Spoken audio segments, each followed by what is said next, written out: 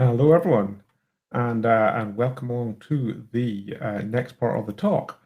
I'm just going to see if we can get my slides up. Here we go. So I can do screen 2. There we go. So, yep, hopefully you should all be able to see my slides now. So, welcome along to this part of the talk. What I am going to do today is talk a bit about Kubernetes admission controllers. We're going to talk a bit about, starting off with about why they're important, why they're something that you should know about with Kubernetes, or why it's something you might want to know about within Kubernetes. Then we're going to talk a little bit about what's changing with them, because they're an area that's going to be changing over the next little while, and there's definitely some stuff coming along that you're going to want to know about. And we're going to look at some of the other software that is in this arena that you might want to consider using. If you've got any questions, please put them in the chat. I've got a kind of chat window to my side, so I'll keep an eye on that. Probably best to put them in English, otherwise I may have a bit of a time working out what's being said. So before we get started, do the very quick about me. So I am a cloud native security advocate for Aqua, which just generally means that I work around the open source world, trying to help educate and inform around container security, cloud native security. My background is that I have been in information and IT security for quite a large number of years. And my previous role to this was I was a pen tester, mainly looking at areas like Kubernetes security, container security. One of the things that I do in the community is that I am an author of the CIS benchmarks for Docker and Kubernetes. If you've not come across those before, they are a kind of vendor-neutral hardening standard that you can apply to Docker environments and to Kubernetes clusters. So if you're looking for sort of guidance on things you could lock down, hardening things you could do, they're not a bad place to start. I'm also a member of the only unofficial Kubernetes SIG to have presented at KubeCon, which is SIG Honk. And we are a group of people who essentially like hacking around with Kubernetes, and we had a keynote panel at KubeCon NA last year.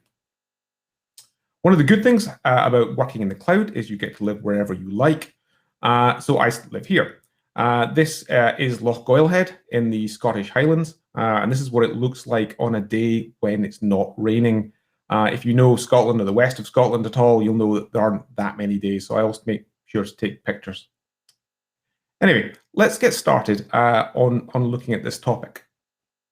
The first thing to talk about is what is admission control? Because this is part of every Kubernetes cluster, and it's part of the way it works that isn't always as well understood as some other aspects.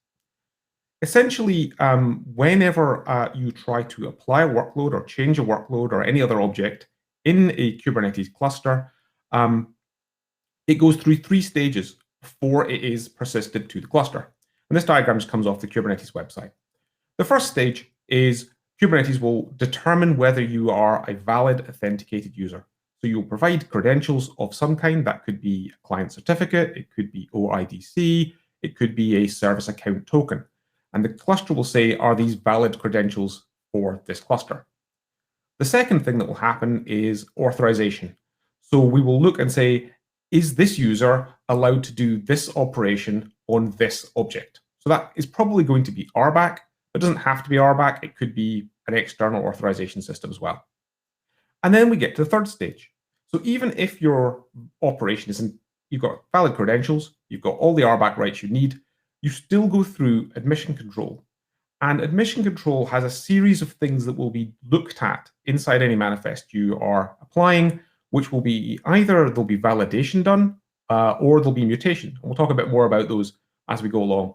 And if you pass admission control, then you get persisted into etcd, and the API server, the scheduler, the controller manager will essentially then work to implement whatever change it is. So Kubernetes has a set of inbuilt admission controllers. These come with every cluster, and the list I've got here are the ones that are turned on by default. As you can see, if you look through these, most of them aren't really directly security related, but there's a variety of these, and these are the ones that are turned on. You can change this list, but with most clusters, if you don't modify it at all, this is the list you're going to get. Most of these have got a kind of specific role, so they won't actually change something in every manifest. So for example, certificate approval up here at the top, that operates on certificate signing requests going into a cluster.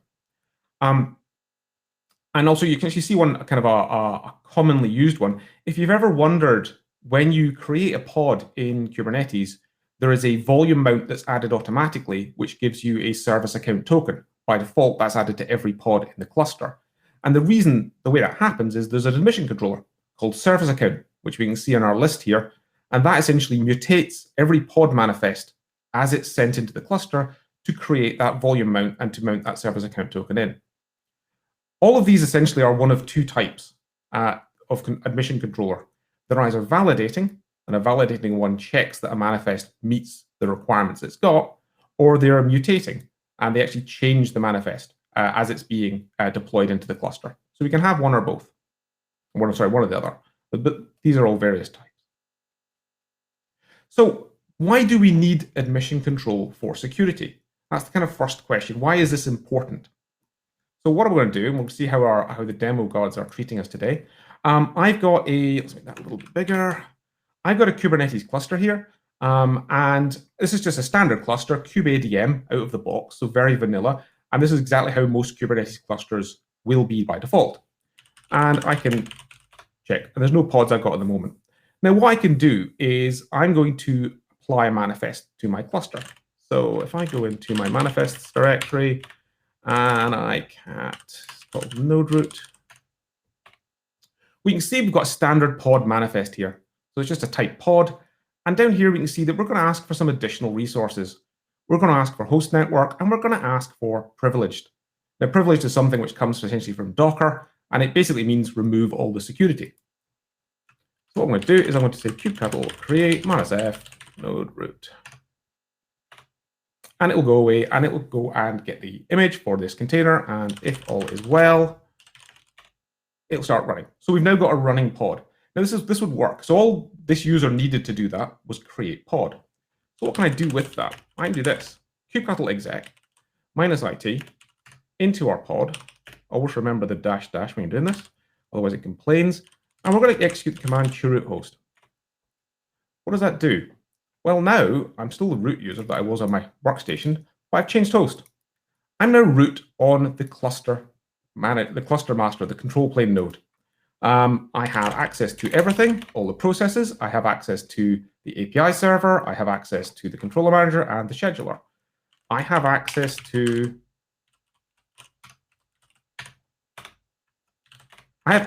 all the keys that are used by the certificate authorities that the cluster has. This file in particular, this allows me to create any user I wanted. So I can create cluster admin user with this. And this is why admission control is so important in Kubernetes. Because without admission control, any user who can create pods in your cluster can do that. And they can get access to every node in your cluster as the root user.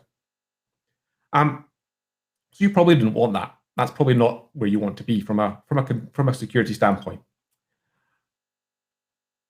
Okay, so that's why you need admission control, because without admission control, that's what happens. We don't need the video because the demo gods are with us okay today. So why did that work? Why? And the answer is that this is by design, essentially. Docker, I always think of it as command execution as a service. Literally, when you do Docker run, you are creating a new Linux process on a machine, on a VM, or a physical server. And Kubernetes is essentially remote command execution as a service. That's what it does. Docker and Kubernetes have a flexible security module. So that means that whilst they do provide isolation by default, they also provide you commands like privileged that allow you to remove the security. So essentially they say by default, if you want to, you can just take that off.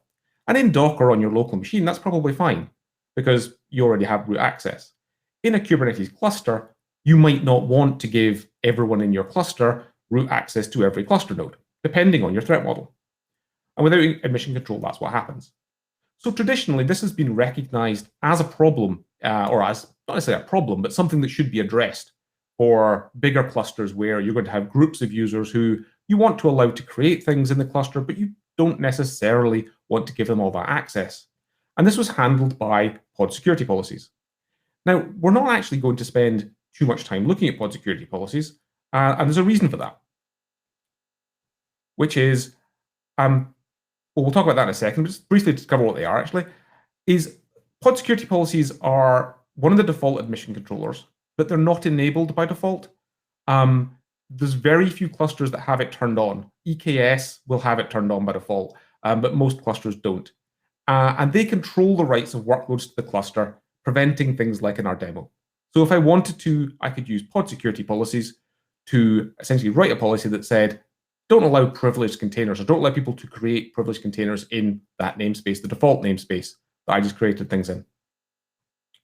But what's happening here? Well, the answer is that, like a lot of things in Kubernetes, the features we use aren't always GA, aren't always general availability. Some of them are still beta, and I think when we were doing the recap on KubeCon, there was talk about cron jobs going GA. PSPs has never gone GA. Pod security policies never made it that far. There were a lot of features that were beta traditionally, and last year a decision was made that it wasn't a good idea to have features be beta forever. So a policy was put in place by Kubernetes to say either you have to deprecate features or put them to GA in a certain number of releases. For pod security policy, the decision was made to deprecate it. The deprecation is happening in 122, and the planned removal is in 125. So if you're using pod security policies now, you need to be planning for the fact that that you're not going to be using them in a couple of versions time. It's not something you need to, essentially drop everything if you're using them and immediately go and rip them out. But I would definitely recommend having it in the idea that you're going to need to remove them from your clusters because they're going to stop working.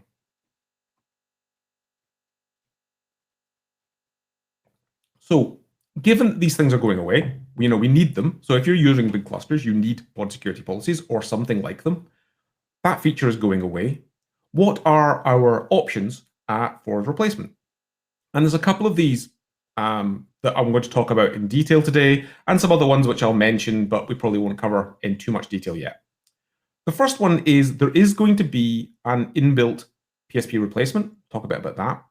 Then we've got a number of open source projects that have either been around for a little while, in the case of Aqua and Kyverno, which we will talk about, and there's also some new ones coming along. Again, from KubeCon EU, there were two new ones that got released around that time frame, which was JS Policy and KubeWarden. And then also, I'm not going to focus too heavily on it because this talk is mainly about the open source world, but commercial solutions. So Aqua have a thing called CAP, Kubernetes Admission Policy, which is something that comes as part of the Aqua suite, but that's not really the focus of my talk today. So the first one to talk about is the inbuilt replacement. I'm going to be a little bit vague about exactly how it will work, and that's because the code hasn't actually been merged yet. There's a KEP, a Kubernetes enhancement proposal for this, but they haven't actually merged the code yet. The way this is planned to work, though, is it's going to be relatively basic. It will essentially provide 3 different levels of restriction. It'll be privileged, which is no restrictions at all. Baseline, which stops most of what I just did with that pod. Things like privileged containers definitely would be stopped. And then restricted. So where you want to really lock down a pod, you can apply the restricted profile. It's planned that people will be able to apply the restrictions at a namespace level. Now, you can already see if you have got a lot of clusters, you can see why this might be a problem, because if you had to apply a blanket policy across an entire namespace, and then you needed one pod in that namespace to have like additional rights. So you need something, for example, that needed like net admin capabilities, which a lot of common like proxies like Envoy might need, or some other excessive right, that might be a problem. So I have a feeling that this is going to be okay for basic use cases, but probably not great for more complex, more sophisticated clusters. But TBD, essentially, we'll need to wait until the code actually gets released to find out exactly what's been implemented. So we can also use third-party projects. Kubernetes provides 2 admission controllers in its default list that allow us to hook in essentially external projects as part of the admission control process. There's 2 essentially webhooks. There's a validating admission webhook and a mutating admission webhook. And these essentially, what they do is once you define an object in your cluster, you can essentially say, here is an external service, and when you are admitting a workload into the cluster, and it meets the criteria that are defined in the webhook object, send this to an external service, allow that external service to assess the workload against whatever rules that have been written there, and then pass back a result, which might be block it in the case of validating, or it might, in the case of mutating, be change it, add a field, remove a field, something like that. So the first one to talk about is OPA, the Open Policy Agent. This is a general project for applying policy controls to systems. It's not just tied to Kubernetes.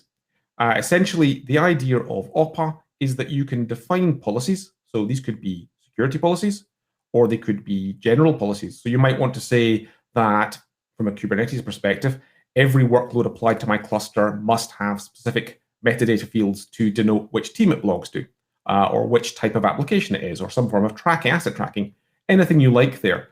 But essentially, the idea is to allow you to apply policies, and that might be to clusters, it might be to web applications, it might be to SSH systems, basically to a variety of things. It's a general purpose policy engine. Within Kubernetes, there is a specific kind of sub-project called Gatekeeper. Gatekeeper essentially allows you to apply, it implements this webhook functionality. So essentially it says you can have OPA policies, and then you essentially allows you to apply that to Kubernetes. It's deployed as a workload inside the cluster. So essentially, when you deploy it, you're deploying it as a set of pods inside the cluster. And one of the things that the OPA do, in common with a lot of these projects, is they provide a pre-built library of policies. So there's a set of policies which implement common restrictions that you can essentially get off the shelf, which I think is quite useful. First point to note about OPA, or I think one of the things that's worth knowing about it, is the policies are written in Rego. If you've not heard of Rego before, that's not a surprise, because Rego is its own language. It's a language that they've come up with for OPA. It's not something you would have used or written elsewhere. And I think that one of the challenges in, or one of the things I've seen definitely amongst people who have adopted OPA, is that there's a bit of a learning curve involved in writing Rego policies. So this is what it looks like.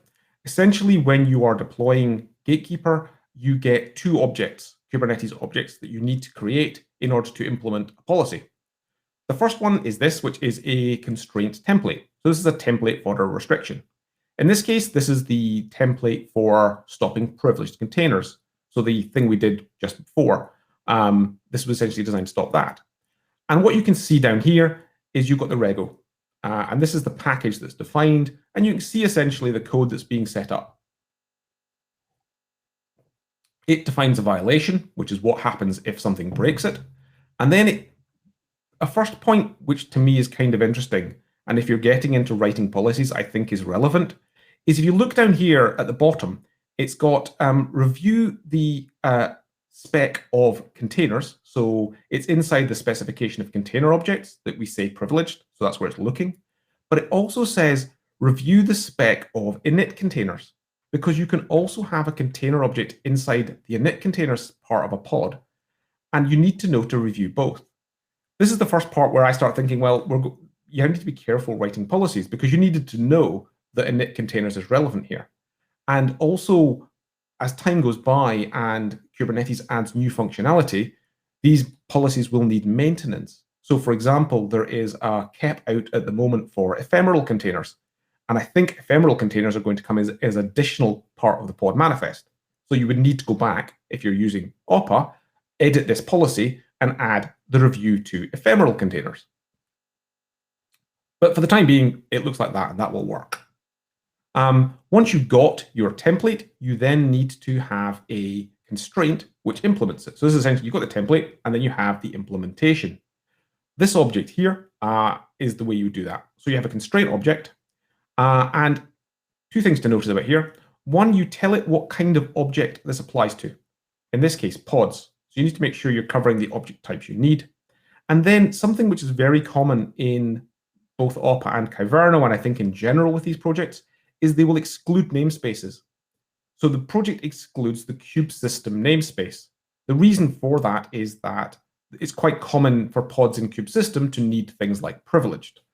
But from a security standpoint, it's worth thinking about this and thinking, I need to be very careful who I let create pods inside kubesystem, because if they can do that, then they can bypass this policy, because it will not be applied to anything created in that namespace. So that's another thing to watch for in terms of bypasses. So let's quickly demonstrate that. And let's come out of there where we are in our node, and then we need to kubectx to kind upper, and go into, okay. So the first thing I need to do is add my template. So this just creates the template object. And then once the template object is created, I should just be able to add my constraint.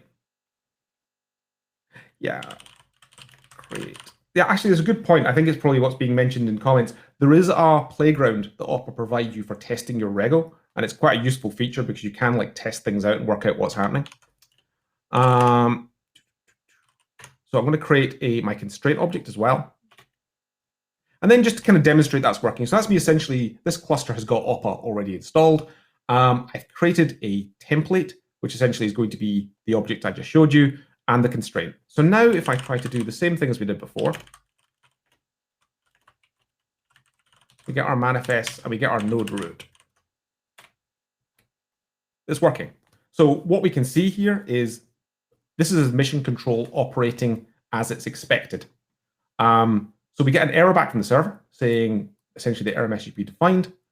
And it said, no, we're not letting you do that. And it was Gatekeeper that blocked it. And the reason it blocked it is you're not allowed privileged containers. Right, so that's great. That's essentially what you should be seeing with Aqua. One slight thing again to note is if you create something like a daemon set or a deployment, you won't get that error message back directly because it's not the daemon set object that's being reviewed, it's the pod. What you'll get is the daemon set will be created, but it won't actually be able to create any pods. You have to go and inspect or describe the daemon set object or the deployment object. And then that would tell you, hey, the same message would be in there. But that's Aqua, right? So it's not, in terms of adding like a single constraint, it's not too bad. Cool. So next one is Kyverno that I wanted to talk about. And Kyverno is interesting to me because of how it contrasts essentially with the approach that it's taking compared to the approach that Aqua is taking. Kyverno is a bit of a newer project. They're both CNCF projects. This is focused purely on Kubernetes. So unlike Aqua, Kyverno doesn't do like a wide variety of other systems. It only does Kubernetes. In similar to the way that Aqua works, it's deployed as a workload into the cluster. So in terms of the operation, how you deploy it, pretty similar. Again, similarly, there is a set of pre-generated policies. Both Aqua and Kyverno have got sets of policies which cover the pod security standards, which essentially are the generic sets of restrictions that the Kubernetes project said these are things you should be able to do. However, an interesting difference is how the policies are written, which is YAML. So the policies for Kyverno are written in YAML. If you write a lot of Kubernetes manifests, then this is probably more familiar to you because essentially you're just writing YAML manifests in the same way as you would for any other Kubernetes object. To take a quick look about how the way that looks, you end up with a cluster policy that looks a bit like this. And again, you get a description. This is free text. You can put whatever you like. They've got a category, so they actually tell you it's part of the pod security standards. And you get a message down the bottom here. So this is basically, again, free text. You can put what you like. And it's telling you that both containers and init containers are not be set to true. The way it works in terms of the specification, so like most Kubernetes objects, the spec is where all the details are placed, is you have init containers, security context, privilege must be false. Fairly readable. And the same with containers. So essentially init containers and containers, privilege must be false. And again, they're excluding this namespace. So anything created in kubesystem won't have this policy applied. Into its tests. Yeah, in terms of the question came through, which is where would we integrate the tests in a DevSecOps context? I would say that ideally you would apply the policies to your clusters that you're using for test, which would give you the opportunity. There are also test facilities like config test. You can actually, there's a project within Aqua, if I remember rightly, to let you test policies. So you can actually say, what would this do? Would it pass? Would it fail? Probably there would be my recommendation. Ideally, if you can get it in when you're testing. The other point I would make, actually, it's a good point to have made, is if you're designing manifests for a cluster where you're going to have these kind of restrictions, a really great way of reducing the risk of problems in production is within the manifest, you can actually put the security context section. So essentially the deployment or pod can describe its own security context, and you can essentially explicitly say, I don't need privileged drop all capabilities, do read-only root file system. And if you do that in the manifests when people are writing them, then essentially you get to test the low privileged version of it before you actually mandate that. So I think actually in my head, the best place to do this is when you're writing manifests, have this in the deployment, have this in the pod. Then when you come to implementing these policies, it should just work because essentially they're just enforcing the thing you've already written. So let's quickly show you how Kyverno works. It should be fairly similar. So I can do kubectx. Okay, so we can change the context Kyverno. One thing to actually mention, just in cases of use, I'll send out a link after the talk. These are all kind clusters. So if you've not used kind, it just creates a Kubernetes cluster inside a Docker container. Really useful for testing things out. I've got a set of cluster definitions for Aqua, Kyverno, JS Policy, Kubewarden, essentially so we can do demos like this. But hopefully that could be useful if you want to play with them. So let's go into Kyverno. I'm going to do kubectl create -f policies. So for this one, you only need a single object, which is the policy we just looked at. And it will happily create that. And then if we do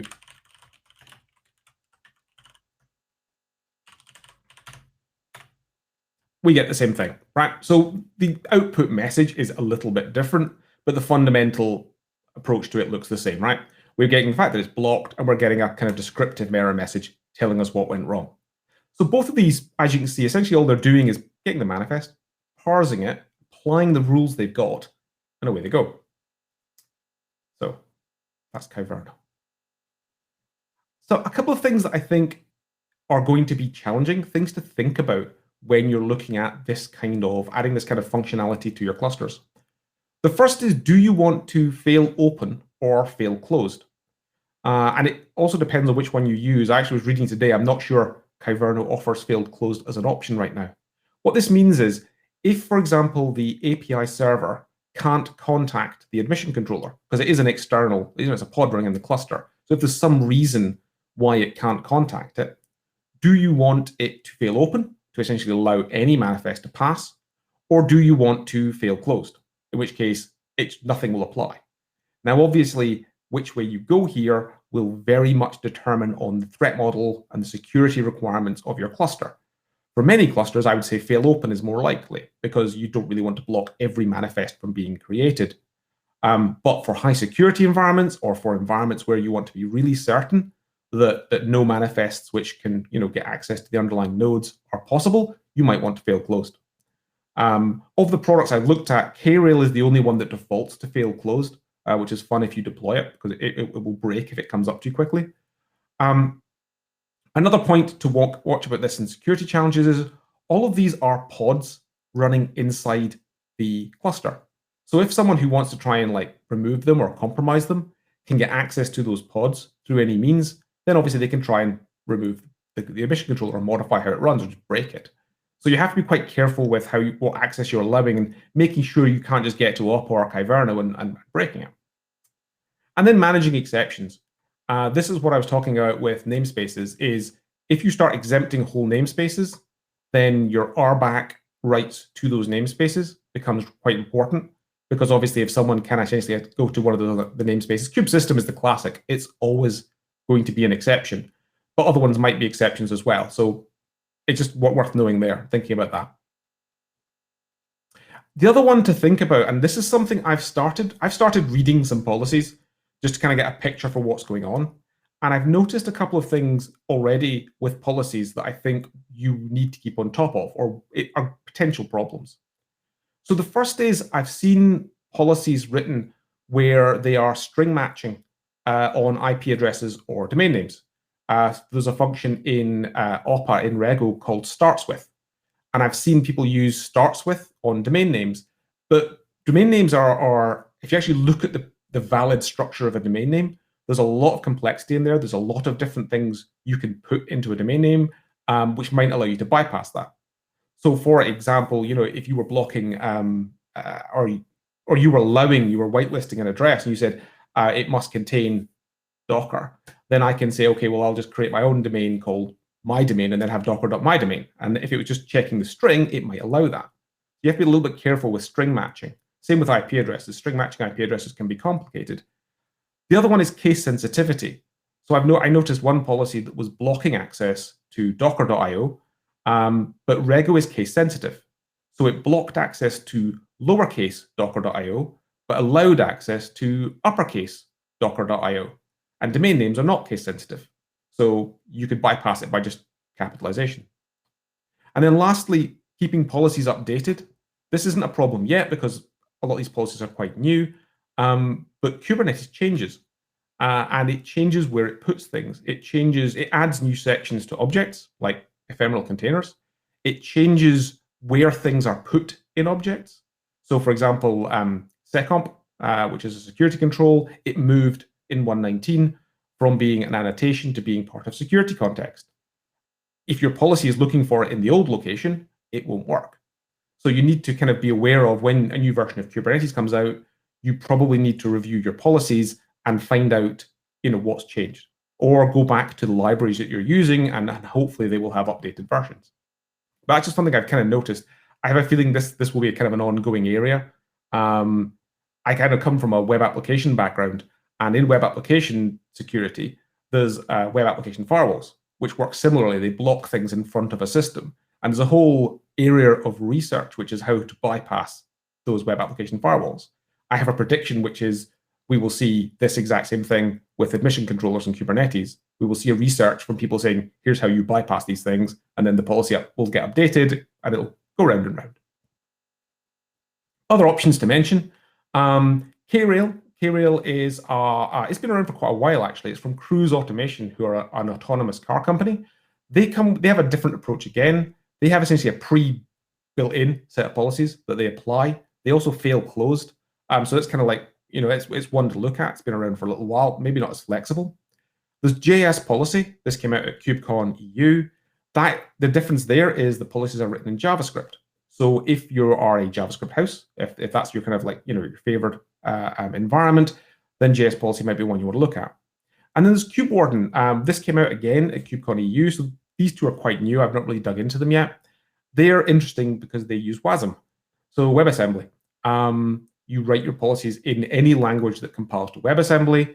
And then from what I've seen, you store your WebAssemblies in a container registry, in an artifact registry, and then you pull them down into the cluster that way.